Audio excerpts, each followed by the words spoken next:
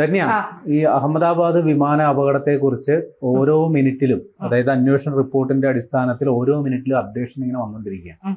ഇപ്പോ വരുന്ന വിവരങ്ങൾ പ്രകാരം എന്തൊക്കെയോ ദുരൂഹതകൾ ഇനി അവശേഷിക്കുന്നുണ്ടെന്നാണ്. എങ്ങനെയാണ് ഇപ്പോഴത്തെ വിവരം? എന്താണ്? അതായത് ക്യാപ്റ്റൻ, അതായത് ഇതിൽ വിദഗ്ധനായ ക്യാപ്റ്റൻ മോഹൻ രംഗനാഥൻ പറയുന്നത്, ഇത് മാനുവലായി മാത്രമേ ഇത് ഇന്ധന സ്വിച്ച് ഓഫ് ആക്കാൻ കഴിയൂ, അല്ലാതെ വെറുതെ അങ്ങനെ ഓൺ ഓഫ് ആകുന്ന ഒരു സാധനമല്ല. ഇത് ഒരുപാട് വർഷം പരിചയമുള്ള ഒരു വിദഗ്ധനാണ്. അപ്പോൾ ഇദ്ദേഹം പറയുന്നത്, ഇതിൽ ഒരു പൈലറ്റ് അദ്ദേഹം ഇത് കണക്ക് കൂട്ടി ചെയ്തതാണ്. അതായത് ആത്മഹത്യ ചെയ്യാൻ അദ്ദേഹം ഒരു കൂട്ടക്കൊലപാതകവും ആത്മഹത്യയുമാണ് അദ്ദേഹം ഇതിൽ ഉദ്ദേശിച്ചത്. അത് നടപ്പാക്കി എന്നാണ് അദ്ദേഹം പറയുന്നത്. അത് വെറുതെ പറയുന്നതല്ല. അദ്ദേഹം ഇതിന് പറയുന്ന കാരണങ്ങൾ, ഒരു കാരണവശാലും ഈ സ്വിച്ച് താഴേക്കും മുകളിലേക്കും മനുഷ്യന്റെ കൈകൾ കൊണ്ടല്ലാതെ മാറില്ല.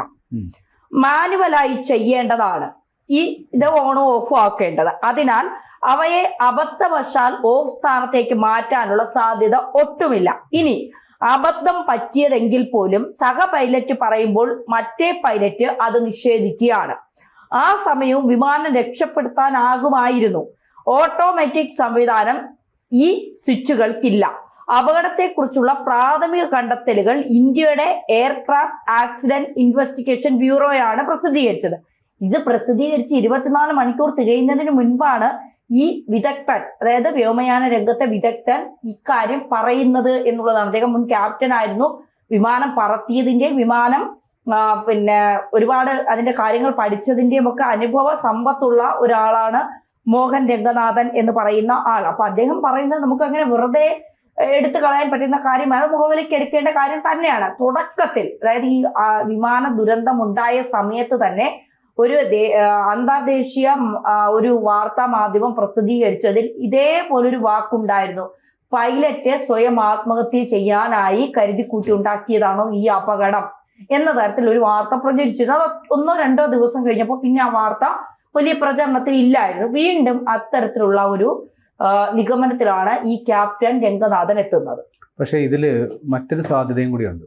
അത് ഇദ്ദേഹം ഇങ്ങനെ പറയുന്നു, അതായത് ആത്മഹത്യ ചെയ്യാൻ തയ്യാറെടുത്തിരുന്ന ഒരു പൈലറ്റുമാരിൽ ആരോ ഒരാൾ, എങ്കിൽ പിന്നെ പോകുന്ന പോക്കിന് ഒരു 241 ജീവനുകൾ കൂടി പൊയ്ക്കോട്ടെ എന്ന് ചിന്തിച്ച് കാണും എന്നുള്ളതല്ലേ. പക്ഷെ അതിന് സാധ്യത വളരെ കുറവാണ്. കാരണം ഒരു വിമാനത്തിന്റെ പൈലറ്റ് എന്ന് പറയുന്നയാള് കുറേയൊക്കെ യോഗ്യതാ മാനദണ്ഡങ്ങൾ കഴിഞ്ഞിട്ട് ആ ജോലി ചെയ്യുന്ന ഒരാളാണ്. അയാളെ കൃത്യമായി മെഡിക്കൽ പരിശോധന അടക്കം പൂർത്തിയാക്കി അയാളുടെ ശാരീരിക മാനസിക ക്ഷമതയെല്ലാം ഉറപ്പുവരുത്തിയതിന് ശേഷം മാത്രമാണ് അദ്ദേഹത്തിന് വിമാനം പറത്താനായിട്ടുള്ള അനുമതി കിട്ടുക.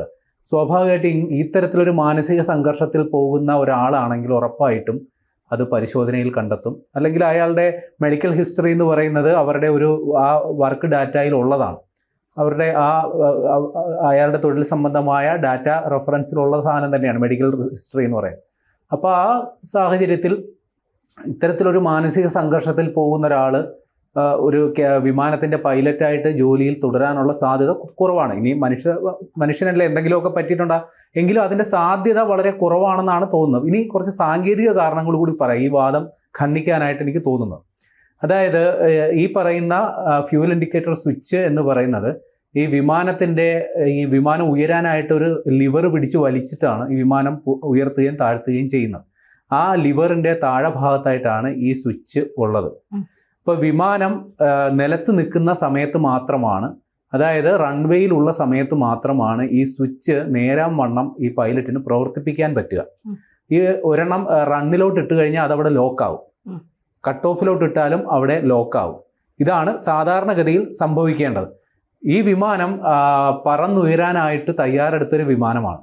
അതായത് ഈ വിമാനം റൺവേയിലൂടെ അതിന് ടേക്ക് ഓഫിന് മതിയായ വേഗതയിലെത്തി, അതുവരെ കുഴപ്പമില്ല.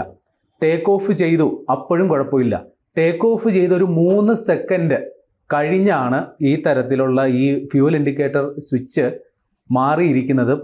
മുഖ്യ പൈലറ്റ്, അയാളുടെ പേര് സുമീത് സബർവാൾ എന്നാണ്, അയാളുടെ ശ്രദ്ധയിൽപ്പെടുന്നത്. സഹ പൈലറ്റ് ക്ലൈവ് കുന്ദറിനോട് അയാൾ ചോദിക്കുന്നുണ്ട്, നിങ്ങൾ ഇത് മാറ്റിയോ? അയാൾ അല്ല എന്ന് പറയും. അപ്പോൾ മറ്റൊരു സാധ്യതയും കൂടിയുണ്ട്. ഈ വിമാനം അപ്പോൾ നിൽക്കുന്നത് ഈ ഒരു അവസ്ഥയിലാണ്.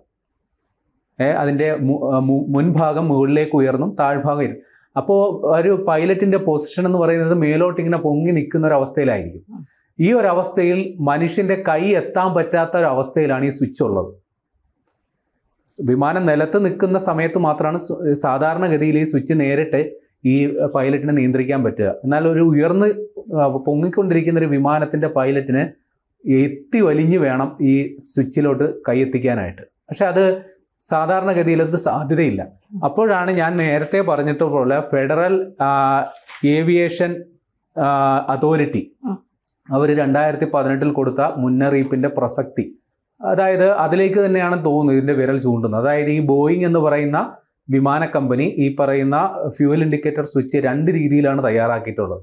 ലോക്കിംഗ് സിസ്റ്റം ഉള്ളതും ഇല്ലാത്തതും. അതായത് ഈ റൺ എന്ന് പറയുന്ന മോഡിലോട്ട് മാറ്റിയാൽ അത് അവിടെ ലോക്കാവും, അല്ലെങ്കിൽ കട്ട് ഓഫ് എന്ന് പറഞ്ഞാൽ അത് അവിടെ ലോക്കാവും. എന്നാൽ ചില വിമാനങ്ങൾക്ക് ആ ലോക്കിംഗ് ഫെസിലിറ്റി ഇല്ല.